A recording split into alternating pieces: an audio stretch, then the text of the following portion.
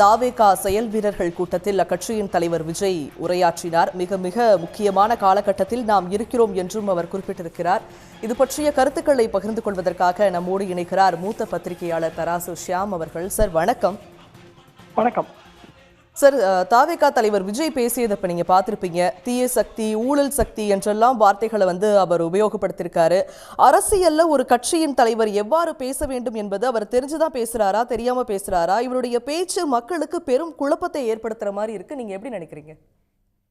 Cinema Vani பேச்சு, அவ்வளவுதான். அதற்கு மேல அதற்கு பெரிய முக்கியத்துவம் இல்ல. விசில் சின்னம் கிடைத்த பிறகு நடக்கிற செயல் வீரர் கூட்டம் அப்படி நான் புரிந்து கொள்கிறேன்.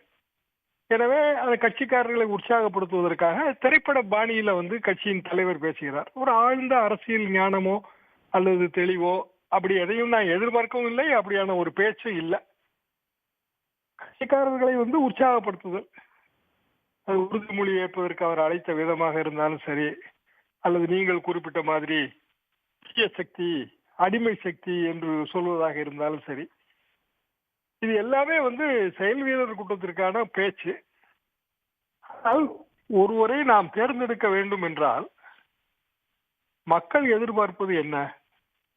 தமிழ்நாட்டு நலன்களை பாதுகாப்பதில் இவர் ஒரு பிரைம் டிஃபெண்டரா? இதுதான் கேள்வி. தீய சக்தி, அடிமை சக்தி என்று பார்ப்பதை விட உண்மையிலேயே இவர்கள் நமக்கு காவலர்களாக இருப்பார்களா? தமிழ்நாட்டு நலன்களை பாதுகாப்பார்களா? மாநில நலன் என்றால் என்ன?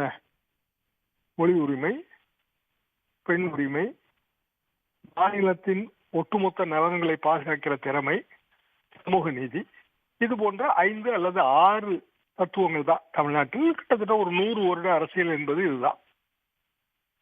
இது திரைப்படத்துறையிலிருந்து ஒரு வெற்றிகரமான கதாநாயகனாக இருப்பதாக வைத்துக் கொண்டாலும் அவர் இவற்றையெல்லாம் பாதுகாப்பார் என்று எப்படி மக்கள் எடுத்துக் கொள்வார்கள்? நான் பிரபல ஹீரோ, நான் பாதுகாப்பேன், திரைப்படங்களில் நான் எப்படி பாதுகாவலனாக செயல்படுகிறேனோ அப்படி அரசியலிலும் என்று சொல்லி அவர் அண்ணாவை உதாரணம் காட்டுகிறார். அண்ணா 1949 கட்சி துவக்கம். அவர் பல கட்டங்களை தாண்டி 67 ஆட்சியை பிடித்தார். 18 வருடம். 49க்கு முன்பு பல வருடங்கள் பெரியாரின் பட்டறையில் வாசம், அண்ணாவுக்கென்று தனி புகழ், அண்ணாவின் மேடை பேச்சு. இன்னும் சொல்ல போனால் அண்ணாவின் குருவே சண்டே அப்சர்வர் பாலசுப்ரமணியம் அவர்கள். அவர் ஒரு பெரிய சிறந்த பத்திரிகையாளர், ஆங்கில பத்திரிகையாளர்.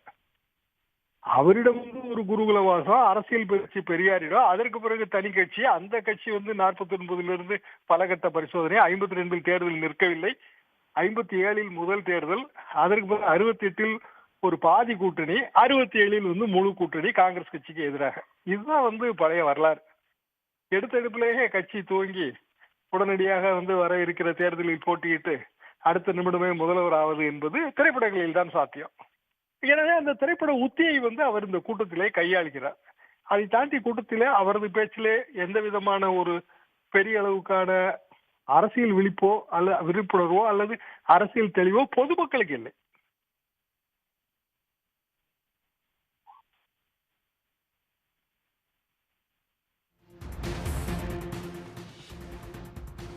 சார், அது மட்டும் இல்லாம தயவு செய்து தாவேகாவினர் ஒற்றுமையாக இருக்க வேண்டும் அப்படின்னு விஜய் ஒரு வேண்டுகோள் வச்சிருக்காரு. நீங்க ஒற்றுமையா செயல்படணும் வரக்கூடிய தேர்தலை எதிர்கொள்வதற்கு அப்படின்னு அவர் குறிப்பிட்டிருக்காரு. தாவேகாவுல உட்கட்சி பூசல் இருக்குது அப்படிங்கிறத நம்ம பார்க்கலாமா? விஜய் மட்டும் சொல்லவில்லை, ஆனந்தா தான் சொன்னாரு. அதுக்கு முன்னாள் பேசியவர்கள் சொன்னார்கள். அப்படி என்றால் ஏதோ ஒரு வகையான ஒற்றுமை குறைபாடு இருக்கிறது. அது விஜயின் கவனத்திற்கு சென்றிருக்கிறது. அப்படித்தான் நான் புரிந்து கொள்ள வேண்டும். உட்கட்சியிலே அப்படியான பூசல்கள் இருப்பது கூட இயற்கை என்று கூட நான் எடுத்துக்கொள்ளலாம். தேர்தல் நேரம் வரும்போது அந்த பூசலை எல்லாம் மறந்து விடுவார்கள். ஆனால் முக்கியமான விஷயம், மக்களிடம் செல்லுங்கள், மக்களுக்காக பாடுபடுங்கள். இதுதான் அண்ணா சொன்னது. மக்களிடம் செல்ல வேண்டும் என்றால் அந்த பயணம் இன்றைக்கு தொடங்கி அடுத்த ஒரு 2 மாதத்தில் முடிவடைவதில்லை. அந்த பயணம் என்பது பல வருடங்களுக்கு முன்பே துவங்கி இருக்க வேண்டும். ஒவ்வொரு ஊரிலும் அந்த கட்சிக்காரர்கள் மக்களின் நம்பிக்கையை பெற்றவர்களாக திகழ வேண்டும். இப்போதான் அவர்கள் ஆலோசனையும் சொல்கிறார்கள். எல்லா பிரச்சனையும் நீங்கள் எடுத்துக்கொள்ளுங்கள், ரேஷன் கார்டில் திருத்த வேண்டும் என்றால் செல்லுங்கள். ஆனந்த் பேசும்போது அதையெல்லாம் திருப்பி சொன்னார். பெரிய பாடம் அது. அதாவது யூகேஜி எல்கேஜி அரசியல்ல ஆரம்ப நிலை பாடம். அதே இப்போதான் அவர்கள் சொல்கிறார்கள். அப்படி இருக்கும்போது ஒவ்வொரு ஊரிலும் பல விதமான குழுக்கள் இருப்பது இதெல்லாம் இயற்கை தான். அதுவும் குறிப்பாக இது வந்து ஒரு ரசிகர் மன்ற பாலிடிக்ஸ் தான். ரசிகர் மன்ற பாலிடிக்ஸ் தான் எப்போதுமே அப்படித்தான் இருக்கும். ஒரு மன்றம் தொடங்குவார். அந்த மன்றத்திலிருந்து இன்னொருவருக்கு அதில் பிடித்தமில்லாம போகும் ஒரு போட்டி மன்றம் தொடங்குவார். இது தொடர்ந்து எம்ஜிஆர் காலத்தில், எஸ்எஸ்ஆர் காலத்தில் நாங்கள்லாம் பார்த்த விஷயங்கள் தான். இன்னமும் அந்த ரசிகர் மன்ற மனோபாவத்தில் தான் கட்சி இயங்கி வருகிறது. எனவேதான் ஒரு திரைப்பட ஹீரோவாக என்னை நம்பி மக்கள் ஓட்டு போடுவார்கள். ஒரு ரேஷன் கார்டுக்கு ஒரு ஓட்டு என்று சொல்கிறார். அந்த கணக்கெல்லாம் எங்கிருந்து எடுத்தார்கள் என்றே தெரியவில்லை. ஒரு ரேஷன் கார்டுக்கு ஒரு ஓட்டு என்றால் அது 2.25 கோடி ரேஷன் கார்டு இருக்கிறது. 2 கோடி வாக்கு வேண்டும். இங்கு எஸ்ஐஆருக்கு பிறகு இருப்பதே வந்து 5.25 கோடி வாக்கு தான். அதுல 1008 குழப்பம் இருக்கிறது. அந்த கணக்கெல்லாம் அவர்களுக்கு தெரியுமா என்பதே எனக்கு சந்தேகமா இருக்கிறது. அது எப்படி சாத்தியம்? ஒரு ரேஷன் கார்டுக்கு ஒரு ஓட்டு என்பது எப்படி சாத்தியம்? இன்னும் சொல்லப்போனால் பெரிய அளவுக்கு வெற்றி பெற்ற கூட்டணி கூட 2 கோடி ஓட்டை தாண்டியதே கிடையாது தமிழ்நாட்டு தேர்தல் வரலாற்றிலேயே. அது மிக மிக கடினம். ஆனாலும் அதை வந்து அவர்கள் ஒரு திரைப்பட ஹீரோ அப்படி சொன்னால் வந்து கட்சிக்காரர்கள், குறிப்பா இந்த செயல் வீரர்கள் நம்புவார்கள் என்று அவர்கள் நினைக்கிறார்கள். மக்களுக்கான செய்தி இதுல என்ன இருக்கிறது? இன்றைக்கு நாட்டில் இருக்கிற பிரச்சனைகள், தமிழ்நாடு சந்திக்கிற பிரச்சனைகள், மத்திய அரசு தமிழ்நாடு செய்கிற ஓர வஞ்சனை, காட்டுகிற மாற்றாந்தாய் மனப்பான்மை, இதெல்லாம் வந்து மக்களுக்கு எப்படி புரிய வைக்க வேண்டும்? அப்படியான எந்த முயற்சியும் இதுல இருப்பதாகவே எனக்கு தெரியவில்லை. மலேசியாவில் நடந்த திரைப்பட விழாவை வந்து பெரிதும் சிலாகித்து பேசுகிறார்கள். அது நடந்தது ஜனநாயகன் திரைப்பட விழா. ஜனநாயகன் படமே இன்னமும் வரவில்லை. மலேசியா விழாவை பற்றி பேசி அதன் மூலமாக விஜய்க்கு இவ்வளவு செல்வாக்கு இருக்கிறது என்று அவர்களே அவர்களுக்கு முதுகிலை தட்டிக் கொள்கிறார்கள். பெரிய வேடிக்கை இதெல்லாம்.